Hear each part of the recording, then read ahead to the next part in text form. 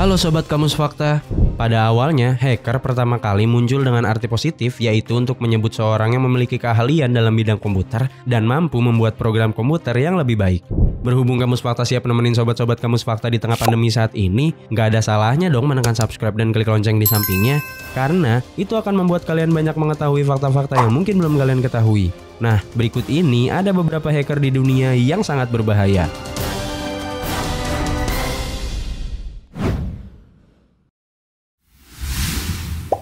Jonathan James. Pada usia 16 tahun, Jonathan James sudah mencoba melakukan hacking pada sistem sekolahnya di Florida. Tak cukup sampai di situ, Jonathan James mencoba membobol sistem keamanan Departemen Pertahanan milik Amerika Serikat. Bahkan, ia mampu menjebol sistem pertahanan NASA.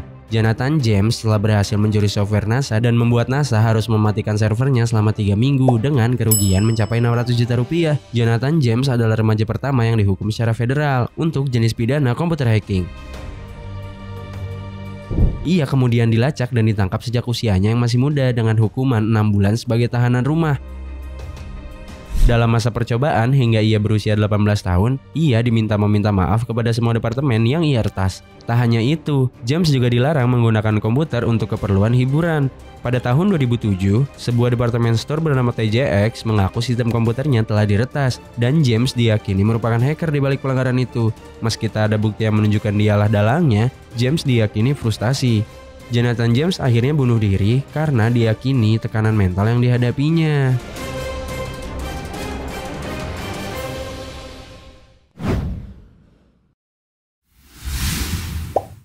Adrian Lamo. Adrian Lamo termasuk kategori greyhead, yang artinya peretasan yang dilakukan sebagai tindakan yang merugikan orang lain ataupun demi keuntungan diri pribadi semata-mata karena uang. Ia berhasil meretas banyak sistem perusahaan besar seperti Yahoo, Microsoft, The New York Times, dan lainnya. Saat ia ditangkap karena membobol sistem tanpa izin, ia mengklaim bahwa aksinya merupakan bantuan bagi perusahaan untuk menemukan celah keamanan. Meski begitu, ia menjalani masa tahanan selama 6 bulan dengan denda 65.000 US dollar atas aksinya tersebut. Pada tahun 2009, Adrian Lamo kembali menjadi perbincangan publik karena perannya di WikiLeaks dalam membantu menyumbangkan materi sensitif ke situs web. Ia kemudian memiliki peran di PBS Shoulder PFC Bradley Manning, namun ia salah gunakan untuk mengumpulkan data rahasia dan menjualnya ke WikiLeaks. Dia mengklaim bahwa aksinya ia lakukan karena banyak nyawa yang terancam oleh tentara Manning.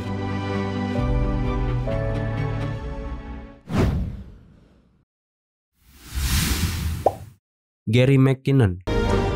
McKinnon adalah seorang anak yang memiliki tingkat penasaran yang sangat tinggi dan punya rasa ketertarikan tinggi terhadap UFO. Karena rasa ingin tahunya yang besar akan UFO, McKinnon berpikir bahwa informasi tentang UFO dapat diketahui bila dia bisa mendapatkan akses informasi milik NASA. Ia kemudian menyusup ke dalam 97 basis militer US dan termasuk komputer NASA, menginstal virus dan menghapus beberapa file penting di dalamnya. McKinnon berhasil ditangkap dan dinyatakan bersalah karena dirinya kedapatan menghack situs militer dan NASA dari rumah kekasihnya yang berada di London. Pada November tahun 2002, McKinnon didakwa bersalah oleh juri federal. 7 tindakan kriminal dunia maya yang dilakukannya ini dapat membuatnya ditahan selama 70 tahun penjara di US. Namun selama 3 tahun tepatnya sampai Juni tahun 2005, McKinnon tetap tinggal di UK karena UK tidak memperbolehkan Amerika untuk mengekstradisi warganya ke Amerika. Selama di UK, McKinnon dijadikan bahan subjek pembelajaran dan diwajibkan untuk lapor ke pihak berwajib setiap siang hari. Di malam hari, McKinnon diharuskan menjadi tahanan rumah. Setelah berbagi banding untuk ekstradisi, permintaan ekstradisi US akhirnya ditolak di tahun 2012 dengan alasan melanggar hak asasi manusia atas Gary McKinnon.